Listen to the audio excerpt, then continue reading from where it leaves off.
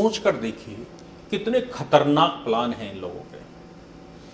मुझे मतलब वो जजमेंट पढ़ने के बाद जो और बयान आए, वो बयानों के बाद ये पता लगता है कि आखिर कितने खतरनाक प्लान कोई बना सकता है। कांग्रेस पार्टी इतना गिर सकती है, ये सोचने के लिए भी मुझे लगता है कि बहुत हिम्मत चाहिए। राहुल गांधी आज से 10 साल पहले, हालांकि वो आज भी बच्चे ही हैं, लेकिन आज से 17 साल पहले वो यंग थे एकदम, और क्या प्लान बना गए। हम सब जानते हैं कि मालेगांव विस्फोट का एनआईए एक्ट का जजमेंट आ गया, और मालेगांव का जो जजमेंट आया वो जजमेंट प्रज्ञा ठाकुर को तो अदालत में रुला ही गया, लेकिन जो पूर्व एटीएस अधिकारी का बयान आया, महबूब करके उनका नाम था, एटीएस का अधिकारी था, और मालेगांव की जांच का जो इंचार्ज था वो परमबीर सिंह था। ये वही परमबीर सिंह जो कुछ दिन पहले हमने एनसीपी की सरकार के दौरान सचिन बघे और परमबीर सिंह सब चक्कर में पड़े थे। फिर परमबीर सिंह अपने प्राण बचाने के लिए बार बार हाई कोर्ट, सुप्रीम कोर्ट, ये कोर्ट वो कोर्ट सब कर रहा था। परमबीर सिंह, ये बात तो प्रज्ञा भारती जी ने मुझे स्वयं बताई कि परमबीर सिंह का बहुत बुरा हश्र होगा, और परमात्मा ने सब कुछ देखा है, परमात्मा इसका इंसाफ जरूर करेगा। ये उन्होंने व्यक्तिगत रूप से मेरे से कहा। उन्होंने कहा कि परमबीर सिंह के नेतृत्व में जो मेरे ऊपर अत्याचार हुए हैं, उनका कोई दूसरा इलस्ट्रेशन भारत में अंग्रेजी शासन के बाद नहीं मिलता जितना खतरनाक वो था। लेकिन जो महबूब ने कहा, एटीएस अधिकारी ने, उसने कहा कि परमबीर सिंह जांच अधिकारी थे और मुझे क्रिमिनल केसेस में फंसाया गया था, क्रिमिनल केसेस में फंसाकर मेरा स्थानांतरण किया गया, फिर मेरे ऊपर केसेस चले, और ये सब इसलिए चले क्योंकि परमबीर सिंह के नेतृत्व में कांग्रेस ने, मतलब वो कह रहे हैं कांग्रेस ने यह आदेश दिया था कि मोहन भागवत जी की गिरफ्तारी की जाए। अब मोहन भागवत जी की गिरफ्तारी मालेगांव केस में करी जाए।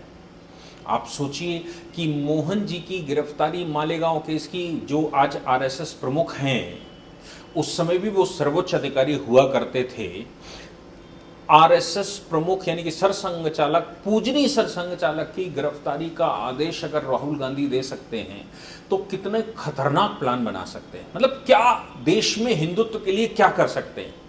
महबूब ने यह भी बताया कि ये जो भगवा आतंकी की थ्योरी थी ना, वो पूरी फेक थ्योरी थी, उसको बनाया ही गया था उस समय कांग्रेस ने अपने पक्ष में, और भारतीय जनता पार्टी और जनसंघ या संघ को फंसाने के लिए, ताकि उनको बदनाम किया जा सके और उनकी गिरफ्तारियां हो सके, और देश में एक दूसरा चैप्टर खोला जा सके, जिसको भगवा आतंकवाद कहा गया था। फिर भगवा आतंकवाद केवल कहा नहीं गया था, दिग्विजय सिंह ने उस समय साध्वी प्रज्ञा वाले केस में और भगवा आतंक के केस में के समय पर सीधा कहा कोई आतंकी नहीं है, सिर्फ हिंदू आतंकी है, इसमें इन केसेस में जो पकड़े जा रहे हैं वो सब हिंदू हैं।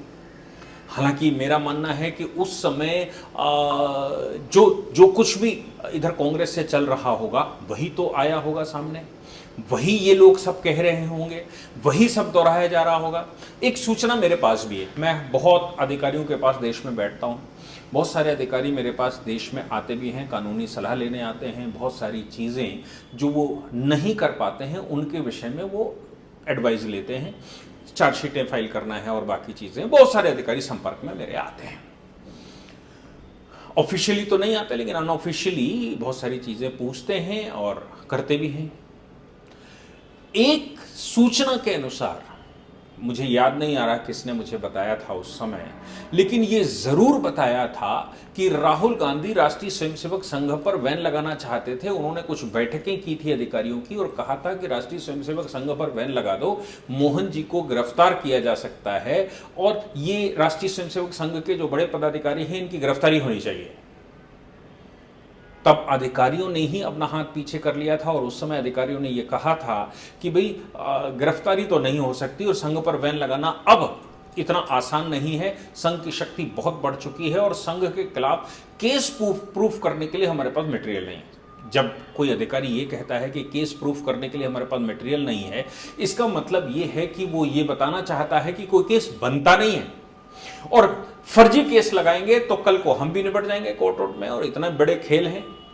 महबूब वही बता रहा है कि परमबीर सिंह खुद गिरफ्तारी नहीं कर रहा या कोई और दूसरा गिरफ्तारी नहीं कर रहा।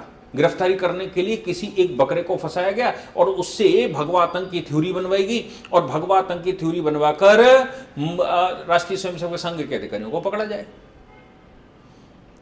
ये बात अगर दूसरे तरह से भी सोची जाए तो मुझे याद आता है 30 अक्टूबर, मुझे जहां तक याद है 30 अक्टूबर सन 1947, 30 अक्टूबर 1947 यानी कि 26 अक्टूबर 1947 को जम्मू कश्मीर का अधिमेलन हुआ था। उससे पहले जम्मू कश्मीर पर हमला हो गया था पाकिस्तान का, और नेहरू जी ने पटेल को एक चिट्ठी लिखी थी 30 अक्टूबर जहां तक मुझे याद है, और उस चिट्ठी में कहा था कि हिंदू और सिख सेनाओं को जम्मू कश्मीर में प्रवेश से रोका जाए, कोशिश की जाए कि हिंदू और सिख सेनाएं वहां ना जाएं, क्योंकि आप देखो पाकिस्तान हमारे ऊपर चढ़ाई कर रहा है, पाकिस्तान एंट्री मार गया है, और प्रधानमंत्री गृह मंत्री को लिख रहा है कि वहां हिंदू और सिख फौजें या हिंदू और सिख बटालियन भेजी जाएं। दूसरी उसी चिट्ठी में यह भी कहा गया कि राष्ट्रीय स्वयंसेवक संघ के लोगों को कश्मीर जाने से रोका जाए।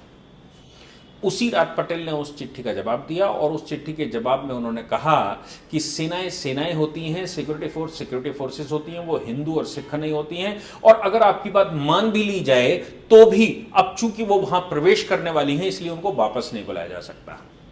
पटेल ये भी कहते हैं उसमें कि राष्ट्रीय स्वयंसेवक संघ के लोग जो वहां हिंदू फंस गया है या हिंदुओं के ऊपर जो अत्याचार हो रहे हैं उनकी मदद करने के लिए राष्ट्रीय स्वयंसेवक संघ के लोग गए हैं। राष्ट्रीय स्वयंसेवक संघ के लोग वहां पर इसलिए भी हैं क्योंकि पाकिस्तान के क्षेत्र से जो लोग इधर प्रवेश कर रहे हैं उनके खाने पानी रहने और उनकी जो जन सुविधाएं हैं उनकी व्यवस्था भी राष्ट्रीय स्वयंसेवक संघ के लोग कर रहे हैं। राष्ट्रीय स्वयंसेवक संघ के लोग लड़ालू झगड़ालू नहीं है। ये पटेल ने 30 अक्टूबर सन 1947 को चिट्ठी लिखकर कहा नेहरू जी को। हम सब जानते हैं गांधी जी की हत्या हुई, और गांधी जी की हत्या में राष्ट्रीय स्वयंसेवक संघ को फंसा दिया गया।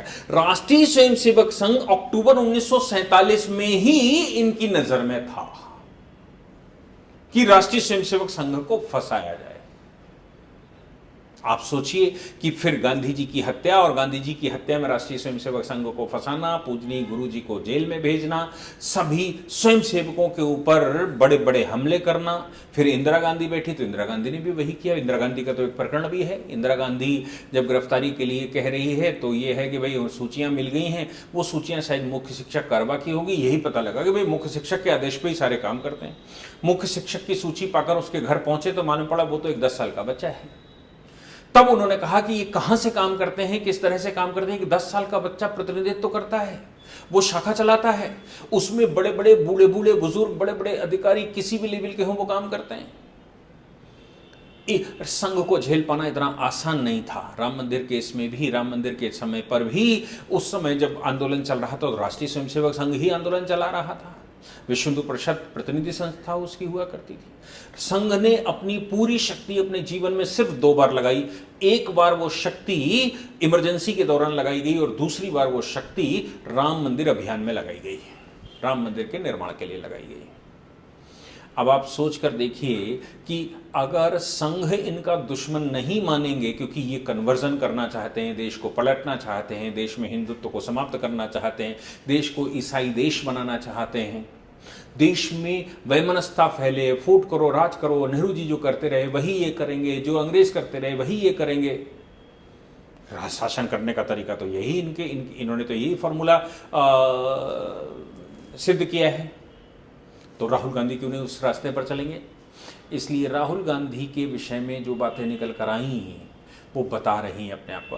अब जब जजमेंट में भगवा आतंक छूट गया, भगवा आतंक नाम की कोई चीज नहीं है और वो फर्जी कहानी थी, एटीएस भी कह रही फर्जी कहानी थी, तो फिर दिग्विजय सिंह मालूम है क्या बोले?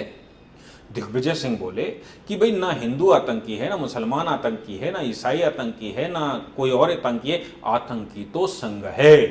आतंकी तो राष्ट्रीय स्वयंसेवक संघ है, जिसकी पाठशाला से निकलकर नरेंद्र मोदी प्रधानमंत्री बनते हैं, जिसकी पाठशाला से निकलकर तमाम मुख्यमंत्री बनते हैं, जिसकी पाठशाला से पढ़ने के बाद, उस यूनिवर्सिटी में डिग्री लेने के बाद देश की रक्षा करने के लिए अपने आप को न्यौछावर करने से भी पीछे नहीं हटते, दिन रात नहीं देखते, दिन रात में 3 घंटे सोकर काम करने वाले लोग पैदा करते हैं। और फिर जब परिस्थिति आती है तो नरेंद्र मोदी जी के लिए संघ अपनी वीटो लगाकर उनको प्रधानमंत्री पद का दावेदार बनाता है। कुछ लोग तो YouTube चलाने वाले ये भी कह रहे हैं कि शक्ति संघ के अधिकारियों में नहीं है, संघ के स्वयंसेवकों में है। अरे ये भूल कितनी बड़ी है कि संघ का एक अधिकारी अगर कोई बात कह देगा तो करोड़ों स्वयंसेवक उस रास्ते पर चल पड़ेगा, परिणाम चाहे कोई भी हो। इस स्थिति में संघ है कि संघ के सरसंघ चालक अगर कोई बयान दे देंगे, सरकारवा बयान दे देंगे, सह सरकारवा बयान दे देंगे, तो संघ का एक भी स्वयंसेवक, मैं दावे के साथ कहता हूं, संघ का एक भी स्वयंसेवक रोड क्रॉस नहीं कर सकता। इतना डिसिप्लिन्ड संगठन है संघ। और वो कहते हैं कि संघ जो है वो अधिकारी उसके कुछ नहीं होते। ये बीजेपी और संघ को लड़ाने का प्रयास करने वाले लोग, वीडियो तो बहुत अच्छे चल रहे हैं, लेकिन वो मोदी जी को अप्रिशिएट करते हैं और संघ को ये करते हैं। अरे भाई, मोदी जी भी तो संघी हैं। मोदी जी तो राष्ट्रीय स्वयंसेवक संघ के ही घटक हैं, कहीं बाहर से नहीं आए। और मोदी जी, मुझे पूरा विश्वास है, अगर पूंजी सरसंघ चालक कोई बात रख देंगे तो मोदी जी भी काटने वाले नहीं है। आप सोचिए कि ये सब चल रहा है। अब नई कहानी संघ के लिए क्या बनाई? शशि थरूर, एक डिफेमेशन का उनके ऊपर केस था, उन्होंने ये कहा शिवलिंग के ऊपर बैठा हुआ बिच्छू वैसे ही नरेंद्र मोदी है। जैसे शिवलिंग, भगवान शिव के गण बिच्छू शिवलिंग पर बैठते हैं, वैसे ही इस देश पर नरेंद्र मोदी बैठे हुए हैं बिच्छू की तरह। शिवलिंग पर बैठा हुआ बिच्छू सिर्फ शिवलिंग को बचाने के लिए काम करता है, इसलिए वो बिच्छू को हम बुरा नहीं मानते। वो शिवलिंग को बचा रहा, वो भगवान को बता रहा। नरेंद्र मोदी जी भारत माता को बचा रहे हैं। अगर वो बिच्छू का आप उनको इलस्ट्रेशन देना चाहते हैं तो आपका मुख है, कुछ भी कह सकते हैं, लेकिन एक व्यक्ति देश नहीं झुकने दूंगा, देश नहीं पटने दूंगा, इसका संकल्प लेकर काम करता है। और ये शशि थरूर ने आज सुप्रीम कोर्ट में कहा कि साहब ये मेरे शब्द नहीं है, ये तो संघ के किसी अधिकारी ने कहा। ये तो संघ के किसी अधिकारी ने कहा, मैंने तो रिपीट कर दिया केवल। हालांकि उन्होंने सुप्रीम कोर्ट ने आज ये भी कहा कि पॉलिटिशियंस को और बाकी ये बड़े बड़े लोग हैं, इनको मोटी चमड़ी का होना चाहिए, ये बिच्छुओं से और छोटे छोटे स्टेटमेंटों से इनको पर प्रभाव नहीं पड़ना चाहिए। मैं आपको बता दूं कि ये डिफेमेशन केस मोदी जी ने नहीं फाइल किया था, किसी कार्यकर्ता ने फाइल किया था। लेकिन आप सोच कर देखिए कि कितनी गहरी चाल, क्योंकि उनको सबको मालूम है कि मौलाना आजाद 1958 में मरे, 1988 में उनका विचार था कि उनके मरने के 30 वर्ष के बाद हिंदुस्तान दारुल इस्लाम बन चुका होगा, लेकिन नहीं बन पाया। उसका कारण सिर्फ संघ रहा। देश के पार्टीशन में इतना बड़ा भूभाग पाकिस्तान नहीं ले पाया, उसका कारण संघ था। देश में हिंदू जो वहां से निकल कर है उसमें बहुत बड़ी संख्या बचाने के पीछे का कारण संघ था। जम्मू कश्मीर के अधिमिलन को भारत में अधिमिलन करने के पीछे संघ था, क्योंकि उस समय पूज्य गुरु जी कानपुर के संघ चालक आदरणीय बैरिस्टर जी को लेकर गए थे। बैरिस्टर जी दीवानी साहिबा के यहाँ मिले जाके, दीवानी साहिबा के वो दामाद थे। और बैरिस्टर साहब के बेटे जो अभी भी जीवित हैं, उन्होंने मुझे स्वयं बताया कि वो तब घर पर ही थे, यानी कि दीवानी साहिबा के घर पर थे। तब दीवानी साहिबा पूज्य गुरु जी और पिताजी को लेकर राजा हरि सिंह के पास मिलने गए थे, उसके बाद अधिवेलन हुआ। ये उन्होंने मुझे बताया स्वयं, माननीय वीरेंद्र जी ने। आप सोच कर देखिए कि संघ जो देश को बचाने के लिए तत्पर है, उसकी यूनिवर्सिटी, जिसको ये यूनिवर्सिटी कहते हैं, उसकी यूनिवर्सिटी से निकले हुए स्वयंसेवक, भारत के प्रधानमंत्री अटल जी वो भी उसी यूनिवर्सिटी से थे और नरेंद्र मोदी जी भी उसी यूनिवर्सिटी से थे। अब ये यूनिवर्सिटी और जो बच्चा बड़ा हो गया उनके बीच में लड़ाने के लिए कि भाई संघ वालों ने कहा था बिच्छी, मैंने तो नहीं ना कहा। ये सब इनके बीच का चल रहा है। ये पूरी कोशिश कर रहे हैं कि कैसे संघ और भारतीय जनता पार्टी आपस में लड़ जाए। भारतीय जनता पार्टी स्वयं संघ के खिलाफ एक्शन ले, सरकार में है, और संघ उनकी जिस दिन उनके पीछे ऊपर हाथ हटा लेगा उस दिन उनको मालूम है कि भाजपा की सरकार गिर जाएगी। इसलिए कोशिश पूरी ये है कि संघ को टारगेट किया जाए और बीजेपी और संघ के बीच में करवाया जाए। तमाम यूट्यूब चलाने वाले एक्सपर्ट भी यही कह रहे हैं कि धनखड़ साहब का तो यह प्लान था कि वो संघ के साथ मिलकर सरकार गिराना चाहते थे। संघ कभी सरकार बनाता है क्या? संघ न सरकार बनाता है न सरकार गिराता है। संघ को सरकारी व्यवस्था से कोई लेना देना नहीं होता, वो सिर्फ देश को व्यवस्थित करना चाहता है। अगर राजनीतिक फील्ड में लोगों की जरूरत है तो मोदी जी के लिए वीटो भी संघ ही लगाता है। लेकिन ये सब वो हैं जो परिवार के बीच में झगड़ा कैसे बढ़े, परिवार को कैसे विच्छेदित किया जाए, परिवार को कैसे छीण किया जाए और राजनीति की जाए, उसके लिए शायद इनको फंडिंग हो रही होगी। इनकी वीडियो को लोग प्रमोट कर रहे होंगे पैसे लगाकर, ताकि इश्यूज ठीक से स्टैब्लिश हो जाए।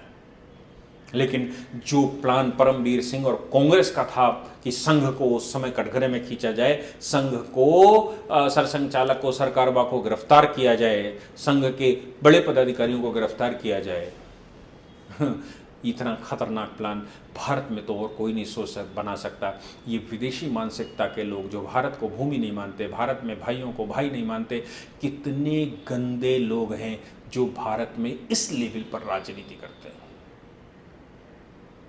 आप सोचिए कि कितना खतरनाक सोचते हैं ये लोग। मुझे लगता है आप लोगों को अगर कुछ मालूम है उस जजमेंट के बारे में, और अगर किसी ने पढ़ा हो जितना हमने पढ़ पाया, इन्होंने मुझे उसकी समरी बनाकर भेजी थी, जितनी समरी बनाकर भेजी उस आधार पर मैं बोला हूँ। लेकिन जजमेंट पढ़ना चाहिए, पढ़ने लायक है। और अभी तो सुप्रीम कोर्ट तक आ सकता है, पर देखेंगे उसका क्या होता है। लेकिन कांग्रेस के मंसूबे सामने दिखाई देते हैं, ये ध्यान रखना चाहिए।